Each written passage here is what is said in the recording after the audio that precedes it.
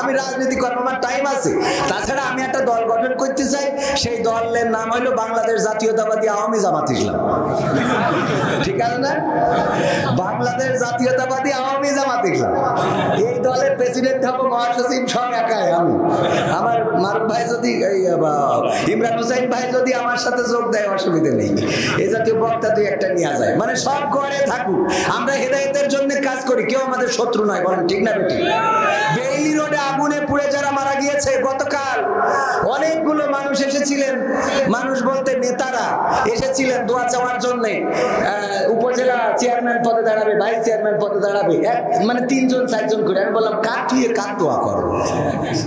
আপনারা সবাই যদি উপজেলা চেয়ারম্যানে দাঁড়ান, আমি দোয়া করবো কার আর আল্লাহ কবুল করবে যে কোনটা? আমি তো নিজেই বেকায়দায় পড়ে যাচ্ছি।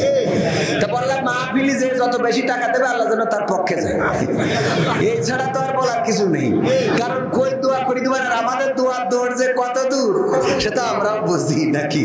এক হুজুরের কাছে, এরা মাদ্রাসায় আমার ভাইজান তো ইমামতি করে, মাদ্রাসায় নতুন এসেছে, এরা নতুন এক হুজুর এসেছে, ওর কাছে দোয়া চেয়েছে যে হুজুর আমাদের জন্য একটু দোয়া করে দেন। আমি ওই গম লাগাইছি কিন্তু চারা হচ্ছে না, ভুট জমির জোর চলে গেছে। জোর বোঝেন তো, যশোর মানুষ তো এটা বুঝতে অসুবিধা নেই। হ্যাঁ, জোর চলে গেছে, তো আপনি একটু দোয়া করে দেন যেন একটু বৃষ্টি হয়। তো হুজুর বুঝতে পেরেছে ওর দোয়ার যে পাওয়ার কতটুকু, বলছে জমি কোনটা, তো দেখাই দিয়েছে। ও পরের দিন, ওই দিন রাত্রি ছাত্রদের সব ডেকে নিয়ে যেয়ে কলস ভরে ভরে জমি ভিজে দিয়ে চলে আসছে। সকালবেলা যেই দেখে ওনার জমি ভিজে, সবারে বাবা খুব খুশি যে হুজুর তো বিশাল বড় বাপের হুজুর। অন্যরা বলছে তোর জমি ভিজলো কিভাবে? বলছে হুজুরের কাছে দোয়া চাইলাম, হুজুর দোয়া করে দিয়েছে। বলছে তা হুজুর শুধু তোর দোয়া করিস কেন, আমাদেরও তো দোয়া করে দেবে। পরে সবাই মিলে এসে দোয়া চেয়েছে, চাওয়ার পরে বলেছে জমি কোনটা, তার হুজুর পুরো মাঠ আমাদের জমি। পরের দিন সকালে ওরা মাঠে এসে দেখে যে কারোর মাদ্রাসা। আসসালামু কবলাল কালাম, কথা শুরু করার আগে সালাম দিয়ে শুরু করাটাই আল্লাহ রাসূল সাল্লাল্লাহু আলাইহি সাল্লাম তাকিদ করেছেন। আমার দাঁড়ানো যুবকেরা, ডানে বামে যারা আছেন, এখনো যেহেতু বাঁ পাশে বসার জায়গা আছে, ডান পাশেও কিছু জায়গা খালি আছে, বসলে এখানে বসলে ফায়দা আছে না নাই? এখানে বসলে কল্যাণ প্রাপ্ত হবেন। সুতরাং এই মাহফিলে বসার জন্য বিনীতভাবে আপনাদের কাছে অনুরোধ করছি। ইন্নাল হামদালিল্লাহি নাহমাদুহু ওয়া নাস্তাঈনুহু ওয়া নাস্তাগফিরুহু ওয়া নু'মিনু বিহি ওয়া নাতাওয়াক্কালু আলাইহি ওয়া নাউযু বিল্লাহি মিন শুরুরি আনফুসিনা ওয়া মিন সাইয়্যাতি আ'মালিনা মান ইয়াহদিহিল্লাহু ফালা মুদিল্লা লাহু ওয়া মান ইউদ্লিলহু ফালা হাদিয়া লাহু ওয়া নাশহাদু আন লা ইলাহা ইল্লাল্লাহু ওয়া নাশহাদু আন্না সাইয়্যিদানা মুহাম্মাদান আবদুহু ওয়া রাসূলুহু আল্লাযী আরসালাহু বিল হাক্কি বাশীরান ওয়া নাযীরান ওয়া দা'iয়ান ইলাল্লাহি বিইذনিহি ওয়া সিরাজাম মুনীরা ফাকাদ ক্বালা আল্লাহু তাআলা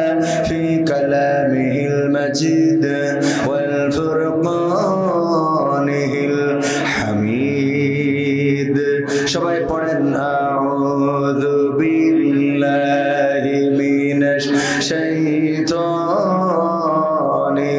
রাজিম বিসমিল্লাহির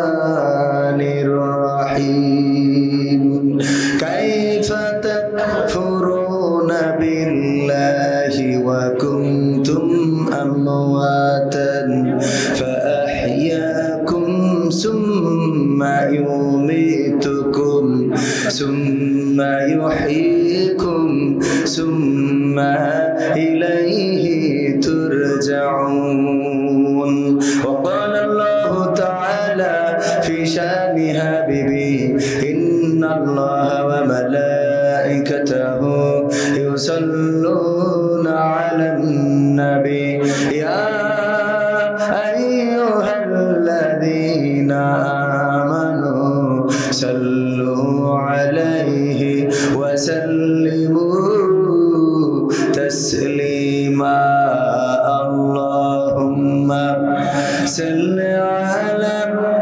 سيدنا مولانا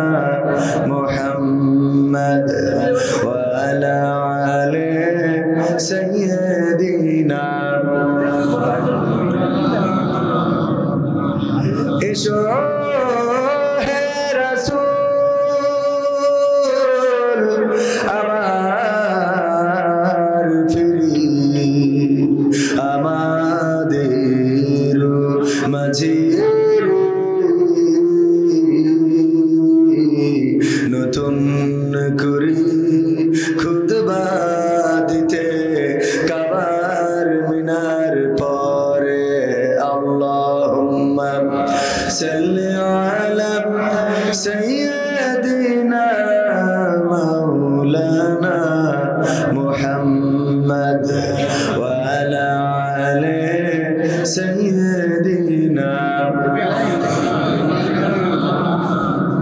নবীর নামে দুরূদ শরীফ পড়িবে যে জন তার জন্য যে হারাম হবে জাহান্নামের আগুন আল্লাহুম্মা সাল্লি আলা সাইয়্যিদিনা মাওলানা মুহাম্মদ ওয়া আলা আলি সাইয়্যিদিনা রূপের বড়াই করিস না রে রূপ চিরদিন থাকে না রূপের বড়াই করিস না রে রূপ চিরদিন থাকে না নিজের মুখটা দেখা একদিন হইবে রে তোর যন্ত্রণা নিজের মুখটা দেখা একদিন হইবে রে তোর যন্ত্রণা রূপের বড়াই করিস না রে রূপ চিরদিন থাকে না রূপের বড়াই করিস না রে রূপ চিরদিন থাকে না নিজের মুখটা দেখা একদিন হইবে রে তোর যন্ত্রণা নিজের মুখটা দেখা একদিন হইবে রে তোর যন্ত্রণা সময় হইল বড় শিক্ষক সব দিব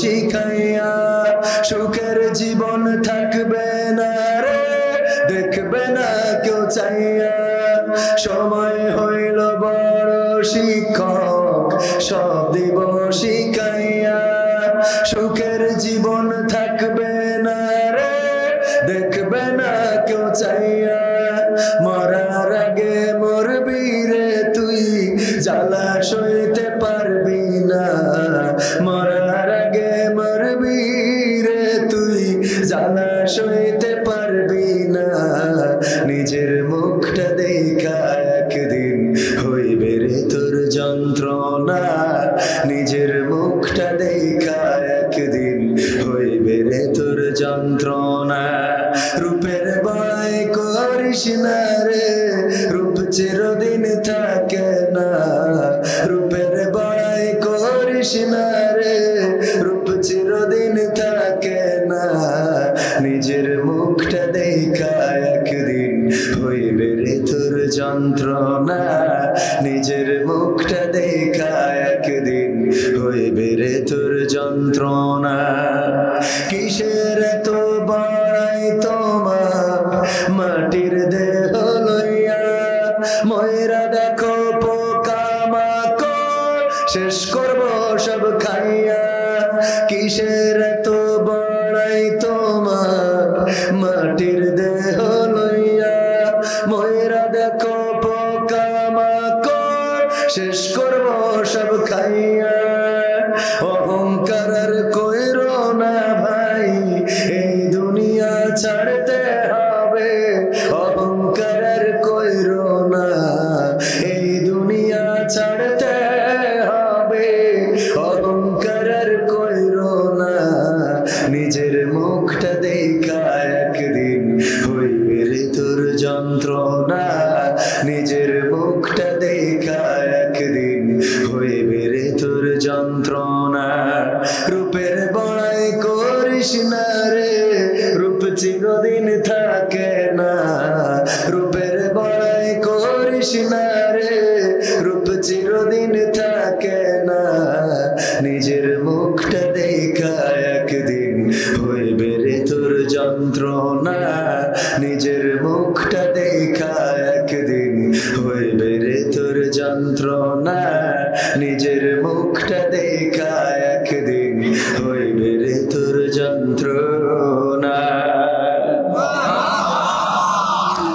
ও আমার ভাইরা এই রূপ সৌন্দর্য চিরদিন থাকবে না চিরদিন আপনার চেহারার এই লাবণ্যতা থাকবে না, মাথার চুল চিরদিন কালো থাকবে না, মুখের দাড়ি দিয়ে চিরদিন ফ্যাশন দিতে পারবেন না, আপনার কালো চোখটা থাকবে না, আপনি ইয়াং থাকবেন না, আপনার বয়সটা একদিন বৃদ্ধকালে, আপনার বয়সের পরিক্রমায় একদিন বৃদ্ধকালে পৌঁছে যাবেন, আপনার চেহারায় ভাঁজ পড়ে যাবে, চেহারার লাবণ্যতা দূরে চলে যাবে, কালো চুল সাদা হয়ে যাবে, কালো দাড়িটা সাদা হয়ে যাবে, কালো চোখের মণিগুলো ঘোলা হয়ে যাবে, সোজা মানুষটা কুজা হয়ে যাবেন। ওগো আমার ভাইরা, এই দিন যদি বেঁচে থাকি আমাদের জীবনে আসবে না? আসবে না? আমাদের সকলের জীবনে যদি বেঁচে থাকি আসবে, আর যদি বেঁচে না থাকি তাহলে তার আগেই তো খেলা ফাইনাল। ঠিক না ভাই? ঠিক। বেইলি রোডে আগুনে পুড়ে যারা মারা গেল 46, 47, 48 জন, আরো বাড়তেও পারে যারা বার্ন ইউনিটে আছে, শেখ হাসিনা বার্ন ইউনিটে যারা ভর্তি রয়েছে সবার অবস্থা আশঙ্কাজনক, একে একে মৃতের সংখ্যা বাড়তে পারে।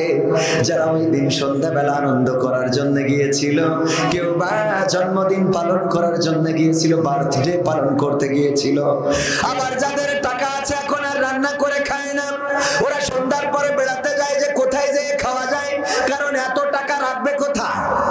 ঠিক না? ঠিক। টাকা যাদের বেশি ওরা রেস্টুরেন্টে খায় না, বাড়িতে খায়, ওরা রেস্টুরেন্টে খায় যে ওখানে রান্না বান্না করে রেখেছে ওখানে যে খাবো। বেইলি রোডের রেস্টুরেন্টে যারা আনন্দ করে খাইতে গেল, বেড়াতে গেল, এমনও কিছু ঘটনা আছে জন্মদিন পালন করার জন্য গিয়েছে আর জন্মদিন তাদের মৃত্যুদিন হয়ে গেছে। ও আমার ভাইরা, এমন জীবন আমাদেরও হতে পারে না? পারে না? আমি আপনি যে বাসটিতে চড়বো, ওই বাসটি যে কোন দুর্ঘটনায় পড়বে না তার কোন নিশ্চয়তা আছে নাকি? যেই ফেরিতে চড়লেন ওই ফেরি যে দুর্ঘটনায় পড়বে না কোন নিশ্চয়তা নাই। যেই বিমানে চড়লেন ওই বিমান যে বিধ্বস্ত হবে না তার কোন নিশ্চয়তা নেই। সবচেয়ে আনন্দ করার জন্য একটা জাহাজ বানিয়েছিল, তার নাম ছিল টাইটানিক। মনে আছে কিনা? এই টাইটানিকে যারা চড়লো মনে করলো আমরাই ভাগ্যবান, আমাদের মতো ভাগ্যবান কেউ নাই। এই টাইটানিক, বিখ্যাত টাইটানিকে আমরা চড়ার সুযোগ পেয়েছি। যারা আনন্দ করতে লাগলো, গান গাইতে লাগলো, নাচতে লাগলো, খাইতে লাগলো, বাঁশি বাজাতে লাগলো। আর টাইটানিক যে বানিয়েছিল সে বলেছিল এটা এমন একটা জাহাজ স্বয়ং গডও কিছু করতে পারবে না, আল্লাহ কিছু করতে পারবে না। নাউজুবিল্লাহ বলবেন না? আল্লাহর করার ক্ষমতা আছে না নাই? এই লোহাটা ফাটালেন কি দিয়ে? কি দিয়ে? বরফ দিয়ে। লোহা ফাটিয়ে দিলেন বরফ দিয়ে, অথচ বরফ লোহার চেয়ে শক্ত না নরম? নরম লোহা দিয়ে বরফ ভাঙা হয়। সেই বরফ দিয়ে আল্লাহ জাহাজটাকে চূর্ণ বিচূর্ণ করে দিয়ে প্রমাণ করে দিলেন যে আল্লাহ, শুধুমাত্র আল্লাহ পারেনি না, বরং বরফ দিয়ে তোমার লোহাটারে খণ্ড বিখণ্ড করে দেয়। এই টাইটানিকে যারা চড়েছিল কিছুক্ষণ পূর্বেও যারা মনে করেছিল আমরা বড় ভাগ্যবান, তারাই সবচেয়ে দুর্ভাগা হয়েছে না হয় নাই? তারা দুর্ভাগা হয়েছে। শুধু তাই নাই, এই টাইটানিক দেখার জন্য কয়েকজন ধনকুবের 6 জন বা 8 জন তারা গিয়েছিল টাইটানকে সাথে করে নিয়ে দেখার জন্য। মাত্র কয়েক মাস আগে, মনে আছে না নাই? এই টাইটান তারা দেখতে গেল টাইটানিক কিভাবে ধ্বংস হয়েছে, কি অবস্থায় আছে, এটা দেখতে যে তারাও শেষ হয়েছে না হয় নাই? ওরা জানতো না যে এই দিনটাই শেষ হবে। এর মধ্যে পাকিস্তানের 2 জন ছিল, একজন বাবা একজন সন্তান। সন্তান ওই দিন ছিল ফাদার্স ডে, বাবা দিবস।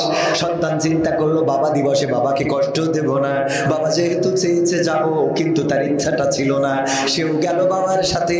আর ওই সমুদ্রের তলদেশে এই ধনীগুলো নিঃশেষ হয়ে গেল, তাদের লাশটা পর্যন্ত পৃথিবীর মানুষ কেউ দেখলো না। বলেন ঠিক কিনা? ওরা কি জানতো নাকি ওই সমুদ্রের তলদেশে তাদের জীবনটা শেষ হবে? না, তারা জানতো না। বেইলি রোডে যারা পুড়ে মারা গেল তারা জানতো না কিছুক্ষণ পরেই এত বড় দুর্ঘটনা ঘটতে যাচ্ছে। ওগো আমার ভাইরা, এই জন্য প্রতিটা মুহূর্তে মৃত্যুর প্রস্তুতি নিয়ে থাকার দরকার আছে না নাই? এজন্য আল্লাহ বলেছেন ইয়া আইয়ুহাল্লাযীনা আমানুত্তাকুল্লাহ হাক্কা তুকাতিহি ওয়া লা তামুতুন্না ইল্লা ওয়া আনতুম মুসলিমুন। আমার আল্লাহ বলছেন ওগো ঈমানদারেরা, ঈমানদারদেরকে ডাক দিয়েছে যারা ঈমান এনেছো, তারা শোনো, কান খুলে শোনো। হৃদয়ের কান দিয়ে শোনো, তোমরা যে অবস্থায় আছো সেই অবস্থায় শোনো, যেখানে আছো সেখান থেকে শোনো, তোমরা নপাড়াবাসী শোনো, তোমরা বাইনগরবাসী শোনো, চেঙ্গুটিয়াবাসী শুনে নাও, তোমরা আল্লাহকে ভয় করো যেমন করে তাকে ভয় করা উচিত। আর ততক্ষণ পর্যন্ত মৃত্যুবরণ করো না যতক্ষণ পর্যন্ত না আত্মসমর্পণকারী হতে পারো, পূর্ণ মুসলমান হতে পারো। কথাটা কার? জোরে বলেন, কথাটা কার? এই আল্লাহর নাম নিলে কি গুনাহ হয়? তাইলে আল্লাহর নাম নিতে কষ্ট লাগে কেন গো মুসলমান? এই জবানটা দিয়েছেন কে? বোবা লোকে চলতে পারে বলতে পারে না, পঙ্গু লোকে বলতে পারে চলতে পারে না, কানা লোকে শুনতে পারে দেখতে পারে না, কালা লোকে দেখতে পারে শুনতে পারে না। তুমি যদি তাদের চেয়ে একটু ভালো থাকো তবে কেন শুকরিয়াটা আদায় করো না? তবে কেন শুকরিয়াটা আদায় করো না? তবে কেন শুকরিয়াটা আদায় করো না? চোখ দুটো দিল দেখতে তোমার, শুনতে দিল কান, জিহ্বা দিল স্বাদ নিতে আর নাকে সুঘ্রাণ। ঠিক না বেঠে? চোখ দুটো দিল দেখতে তোমার, শুনতে দিল কান, জিহ্বা দিল স্বাদ নিতে আর নাকে সুঘ্রাণ। এবার তুমি ভেবে দেখো না, এবার তুমি ভেবে দেখো না কতটা সুখে তার। তবে কেন শুকরিয়াটা আদায় করো না? তবে কেন শুকরিয়াটা আদায় করো না? তবে কেন শুকরিয়াটা আদায় করো না? তবে কেন শুকরিয়াটা আদায় করো না? হাত দুটো দিল ধরতে তোমার যখন যেটা চাও, যেথায় সেথায় যাওয়ার জন্য দিলেন দুটি পাও। ঠিক না বেঠে? হাত দুটো দিল ধরতে তোমার যখন যেটা চাও, যেথায় সেথায় যাওয়ার জন্য দিলেন দুটি পাও। হৃদয়ে দিলেন প্রেম মমতা, হৃদয়ে দিলেন প্রেম মমতা, কেন যে বোঝো না? তবে কেন শুকরিয়াটা আদায় করো না? তবে কেন শুকরিয়াটা আদায় করো না?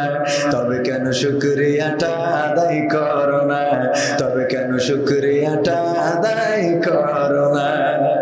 সুখের সমাজ গড়তে দিলেন আল কোরআনের বাণী, পথের দিশাই দিয়েছেন রাসূল আমরা সবাই জানি। ঠিক না বেঠে? সুখের সমাজ গড়তে দিলেন আল কোরআনের বাণী, পথের দিশাই দিয়েছেন রাসূল আমরা সবাই জানি। শ্রেষ্ঠ নবীর উম্মত মোরা, শ্রেষ্ঠ নবীর উম্মত তোমরা কদর বোঝো না। তবে কেন শুকরিয়াটা আদায় করো না? তবে কেন শুকরিয়াটা আদায় করো না? তবে কেন শুকরিয়াটা আদায় করো না? তবে কেন শুকরিয়াটা আদায় করো না? বোবা লোকে চলতে পারে বলতে পারে না, পঙ্গু লোকে বলতে পারে চলতে পারে না, কানা লোকে শুনতে পারে দেখতে পারে না, কালা লোকে দেখতে পারে শুনতে পারে না। তুমি যদি তাদের চেয়ে একটু ভালো থাকো তবে কেন শুকরিয়াটা আদায় করো না? তবে কেন শুকরিয়াটা আদায় করো না? তবে কেন শুকরিয়াটা আদায় করো না? শুকরিয়া আদায় করার দরকার আছে না নাই? না চাইতে আল্লাহ কত কিছু দিলেন, চিন্তা কি করেছেন কখনো?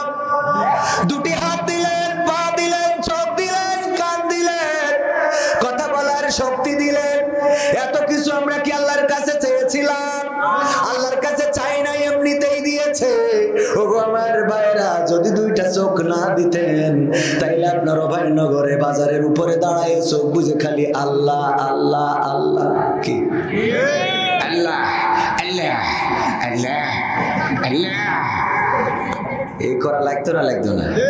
আল্লাহর এত ডাকে কেন? কারণ চোখ নাই তাই। ও চোখ থাকলে কিরাম বোর্ড খেলতো। কথা হয় না? বিশ্বাস হয় না আপনাদের? যদি বিশ্বাস না হয় তাহলে যারা কিরাম বোর্ড খেলছে ওরা কানা না চোখ আলা। তার মানে চোখ থাকলেও কিরাম বোর্ড খেলতো, চোখ থাকলেও তাস খেলতো, ফিলাস খেলতো, চোখ থাকলে সুদ খেত, চোখ থাকলে অন্যায় কাজ করতো। তবে সবাই না, সবাই, কারণ সবাই তো আর কিরাম বোর্ড খেলে না, খেলে এর মধ্যে কিছু মানুষ। তো যাই হোক, আমি তো মাহফিল শুরু করিনি, শুরু করা দরকার। তো আপনারা থাকবেন শেষ পর্যন্ত? আমরা 12টা পর্যন্ত থাকতে রাজি আছি না নাই? রাজি আছেন? কারা কারা দেখি হাত উঁচু করেন। নারায়ে তাকবীর, নারায়ে তাকবীর। আল কোরআনের আলো, আল হাদিসের আলো, আমার নেতা তোমার নেতা। নারায়ে তাকবীর। যশোরে আমার দাওয়াত খুবই কম, আসে বেশি কিন্তু নিই কম, কারণ আমি যশোরের সন্তান। আমার যশোরের মানুষ বেশি মূল্যায়ন করবে না, এটাই ঠিক। তো এই জন্যে আমি যখন কেউ ফোন দিয়ে দাওয়াত করে, আমার মনে হয় আমি রনি ভাই বলেছিলাম, এটা ওনার মনে থাকতে পারে। রনি ভাই আছে না? কই হাত উঁচু করেন দিন, দেখলাম যে সামনে পিছনে রয়েছে। তো রনি ভাই আছে, মানে আমি পরামর্শ দিই যে দেখেন, আপনারা দূর থেকে বক্তা নিয়ে আসেন, ঢাকা থেকে, গাইবান্ধা থেকে, সিলেট থেকে, রংপুর থেকে, ওইগুলো এনে মেলা করে টাকা দেন, আপনাদের ভালো লাগবে।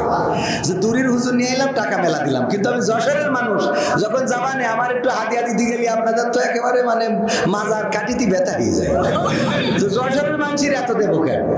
কিন্তু গতকাল মাহফিল করেছি সিরাজগঞ্জ উল্লাপাড়া, ওখান থেকে আসতে হয়েছে না। তো যশোরের মানুষ বলে কি যশোরে পড়ে থাকি সারাদিন? বাইরে বাইরে রংপুর, ঠাকুরগাঁও, নীলফামারী, কুড়িগ্রাম, তারপরে ভারত, ইন্ডিয়া, কলকাতা, হ্যাঁ, এসব জায়গায় যাওয়া লাগে না? তো এই দূর থেকে আসতে হয়। এই জন্য বলি যে দূরের বক্তা যশোরে নিয়ে আসবেন, টাকা দেবেন মেলা, আপনাদের ভালো লাগবে। মনের মধ্যে একটা শান্তি খুঁজে পাবেন যে না, দূরিত্বে নিয়ে এলাম। কিন্তু আমাদের নিয়ে আসে অল্প করে টাকা দিতে গেলেও মানে এত দিলাম, খেল হবে না। হ্যাঁ, তো এই হলো অবস্থা। এই জন্য যশোরে আমার মাহফিল কম। আর আজকেই আমার মনে হয় যশোরে আজ একটা, আরেকটা আছে 8 তারিখে আরেকটা যশোরে মাহফিল আছে। এই দুইটা মাহফিল করে এই বছরের মতো যশোরে আমার মনে হয় সব মিলাই 5টা মাহফিলও হয় নাই গোটা টোটাল যশোরে। আর আমার অঞ্চলে আমাকে আবার মাহফিলে তেমন একটা উঠতে দেয় না।